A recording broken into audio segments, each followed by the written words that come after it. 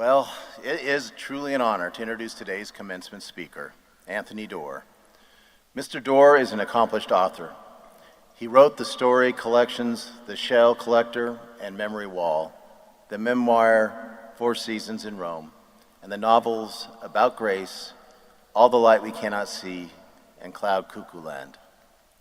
All the Light We Cannot See was awarded the 2015 Pulitzer Prize for Fiction and the Andrew Carnegie Medal for Excellence in Fiction. It was a #1 New York bestseller and remained on the Times bestseller list for more than 200 weeks in hardcover. Mr. Doerr's work has been translated into 40 languages and won the Barnes & Noble Discover Prize, the Rome Prize, and the New York Public Library Young Lions Award. He's earned a Guggenheim Fellowship, a National Endowment for the Arts Fellowship, and numerous other honors. He spent time on campus with our students this spring to get to know them and the University of Idaho, so we're excited to hear his address. Please join me in welcoming our 2024 Spring Commencement speaker, Anthony Doerr.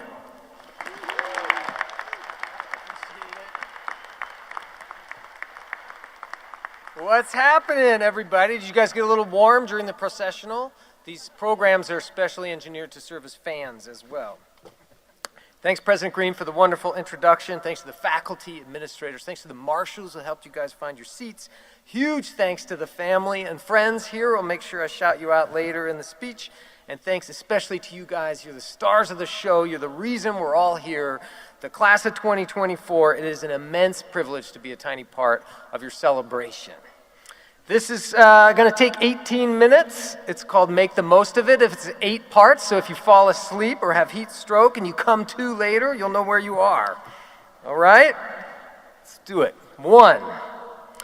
Last month, a chart maker on Instagram asked his fans to submit their favorite attraction in each of the 50 states. Then he published a map featuring the most popular responses. Pennsylvania got the Liberty Bell. Alaska got Denali. California got Yosemite. Idaho got nothing. I've seen Shoshone Falls at full roar and the Palouse at peak green. I've seen a rainstorm send a zillion waterfalls pouring over the canyon walls of the Middle Fork of the Salmon. I've eaten donut holes at the summit of Mount Bora, and I've taken my kids to the Airbnb in Cottonwood that's shaped like a dog. 3-time Olympic gold medalist and Vandal alum Kristen Armstrong once went past me on a Boise mountain bike trail uphill with so much power and speed that I fell over into the cheatgrass. Any of these would be fitting attractions. But after coming to Moscow in March to meet some of you, after talking to alumni and school leaders, after reading every issue of the Argonaut for the past 4 years, I have reached the conclusion that the #1 attraction in Idaho, our Grand Canyon, our Wrigley Field, our 8th wonder of the world, is the class of 2024 at the University of Idaho.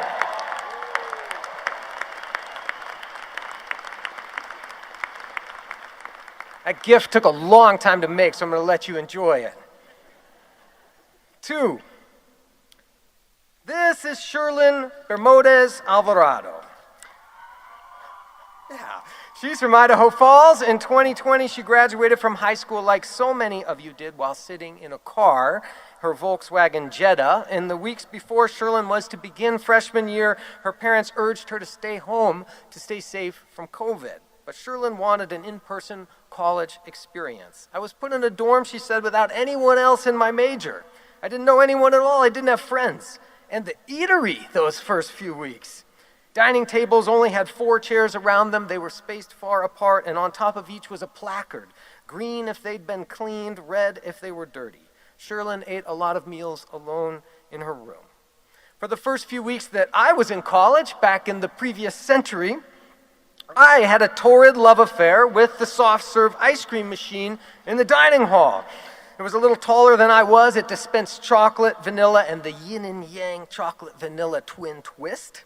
And it was open 18 hours a day. I could eat ice cream at 9 a.m., noon, and midnight, and until my friends staged an intervention, I did. For those of you who were here in the fall of 2020, there were no desserts at all. No waffle station, no milk machines, no cereal bar, no ice cream machine. This is Tanner McLean. He's right behind me. He's from Middleton. When Tanner arrived here in August of 2020, he got a bid at Beta Theta Pi. Then he tested positive for COVID.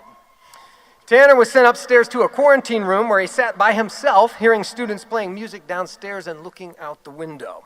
I had to text the group chat, Tanner told me. I barely knew anyone's names at this point to ask, could anyone please bring me dinner? Then Tanner was moved to a quarantine dorm. I was terrified that everybody was getting to know each other, he said, that connections would already be made, that I'd be an outsider. Those were 7 of Tanner's first 10 days in college. When I was a freshman, on the night before an AB calculus final for which I might not have studied because I might have spent the entire day playing wiffle ball and drinking beer, speaking hypothetically, I might have prayed that a virus would show up and shut down the entire school. Of course, if I had been capable of imagining what a shutdown actually looked like, that nurses would routinely stick super long Q-tips into my nostrils, that I'd live with the possibility that at any hour I might be sent home to my childhood bedroom with my Star Wars curtains and weird puppets from 6th grade, I would have had a tantrum. Class of 2024, you did not have tantrums. Instead of participating in time-honored traditions like the homecoming bonfire, you learned phrases like confinement period and mask mandate, but you didn't complain. You attended outdoor movies, you held glow-stick dance parties in the Kibbe Dome, you organized hikes, you wore masks during kickball games, you practiced your instruments on the tennis courts. You put the needs of the community above your own, and together you got through it. 3. Yeah, you could clap for these guys. This is like your families. This is Natalie Swaste. When Natalie was an 8th grader, the Jerome High School speech and debate team planned a recruitment speech to the junior high. Natalie wanted to hear it, but because her English class was analogous to an English as a second language class, her teacher decided that her students wouldn't understand the speech, so Natalie didn't get to hear the pitch. She made the speech team at Jerome High anyway. During her sophomore year, she placed 2nd in the state. After she became a Vandal, Natalie ascended to leadership positions in the College Assistant Migrant Program, CAMP, and Kappa Delta Chi. This past year, she helped to establish a new minor at the university, the Chicon X and Latin X certificate. When I was in college, I was so unwilling to commit to a major that I took nutrition, the civil rights movement, astronomy, and religious studies. I took Math 50, known in the student body as subtraction. It's addition's tricky cousin. I took Geology 55, known as Rocks for Jocks. I was a junior before I could even figure out my major. Natalie helped to develop an entire new minor. Because of her work, future Vandals, young people she may never meet, attending university in a state whose population is now over 13% Hispanic, will be able to focus their studies, if they wish, on the history of Mexican Americans.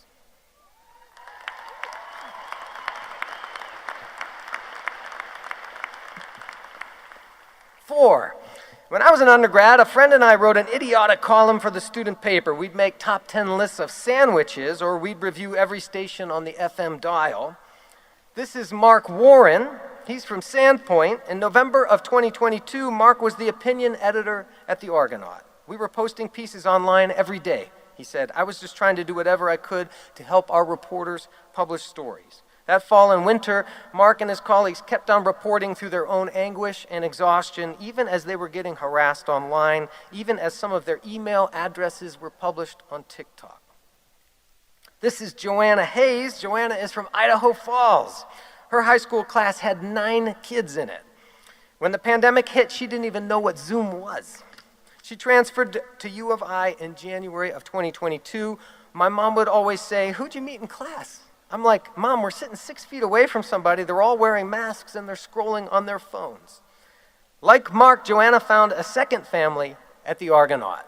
Over the last 2 years, she, Mark, and Ben DeWitt and their amazing colleagues have published dozens of outstanding articles about unimaginably complex subjects, fighting against the sensationalism seen almost everywhere else in the media with such poise and grace that I found myself reading their work, wiping tears from my cheeks.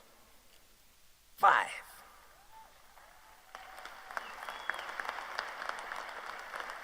This is the University of Idaho Band. Yeah, that's right. This, wearing slightly different colors, is also the University of Idaho Band. This past March, when Yale University's men's basketball team made the NCAA tournament, the Yale Band wasn't able to travel to Spokane, so the Vandal Band volunteered to do it. They hadn't even finished unpacking from supporting U of I in the Big Sky tournament. They had only one rehearsal to learn the Yale fight song, but they christened themselves the Van Dogs, boarded a bus to Spokane, and helped cheer on Yale to a bracket-busting upset over Auburn. They got paid in pizzas.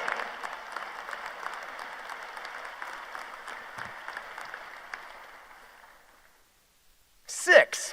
2 decades ago, John Mackenzie was in college when his son Carson was born with a congenital heart defect. Carson needed open heart surgery, so John dropped out of school to work construction and pay the bills. By the time Carson was a senior in high school, the pandemic had arrived. He had recently lost his job. He worried about infecting his family with the virus, and he considered taking a break from school. When during her freshman year, Carson's sister, Makara, got pregnant, she also thought about dropping out of school. It would have been easier. Instead, John, their dad, joined his kids at the University of Idaho and went back to school with them to resume his own education. To say that the kids' lives have been sunshine and rainbows would be a total farce, John said. They've gone through some of the most agonizing things in life. We have all walked through them together. John, Carson, and Makara are all earning their bachelor's degrees today.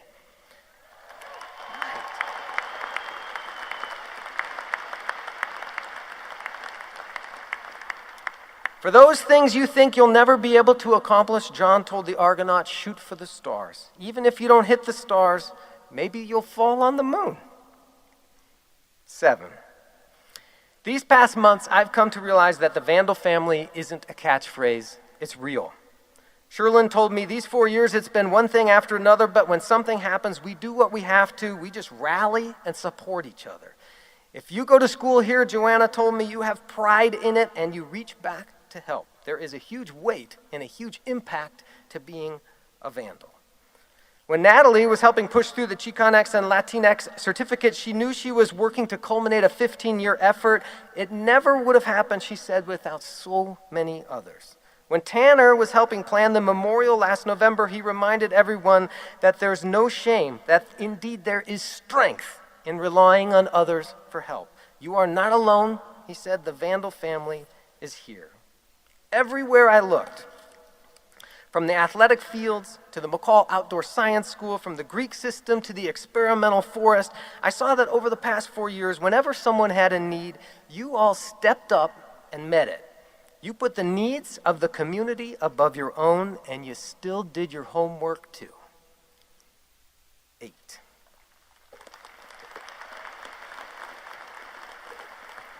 When I graduated from college, the advice I heard most frequently was go make the most of it. Maybe you've heard it too.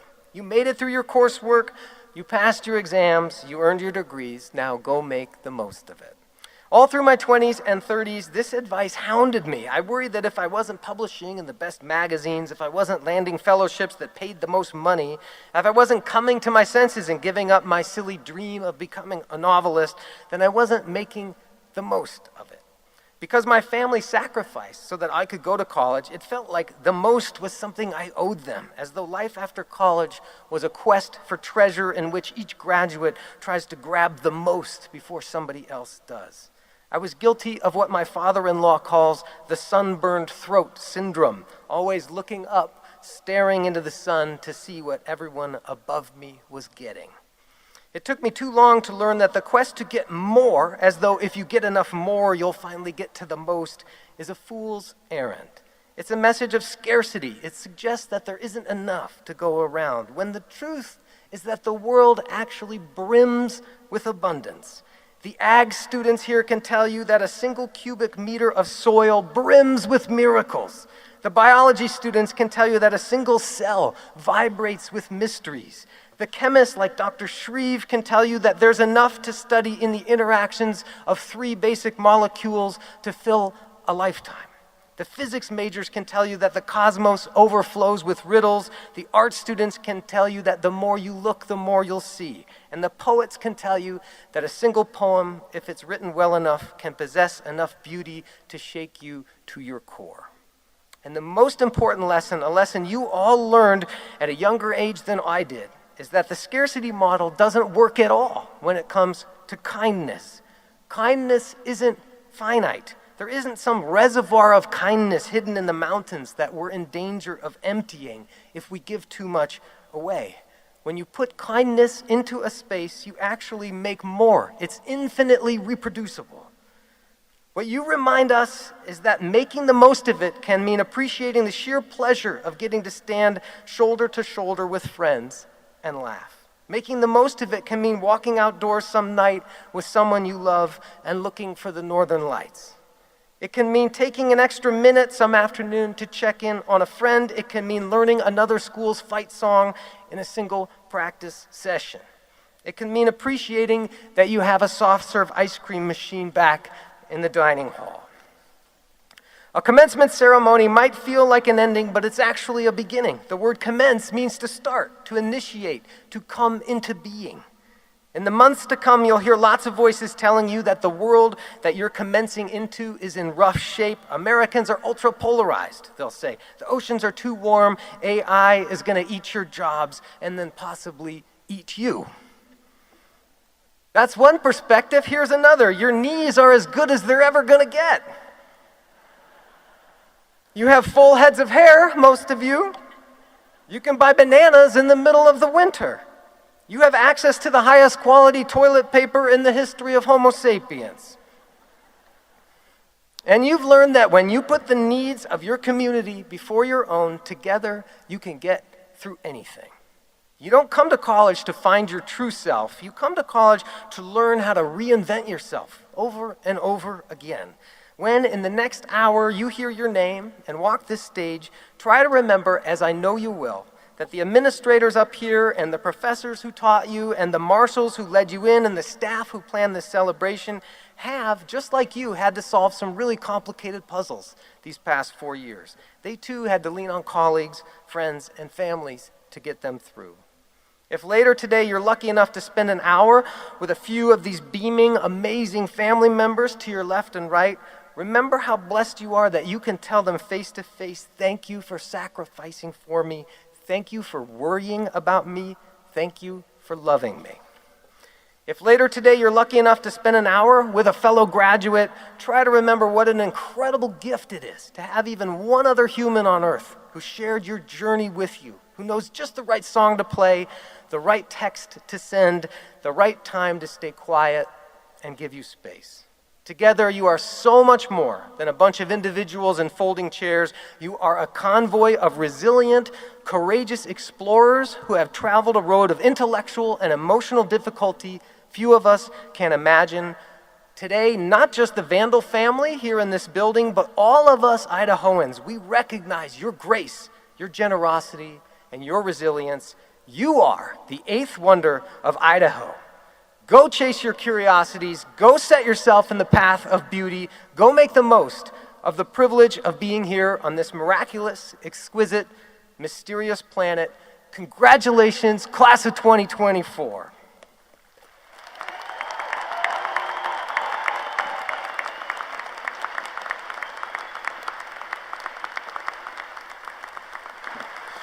What a treat. Thank you, Anthony. We appreciate your inspiring words and valuable wisdom.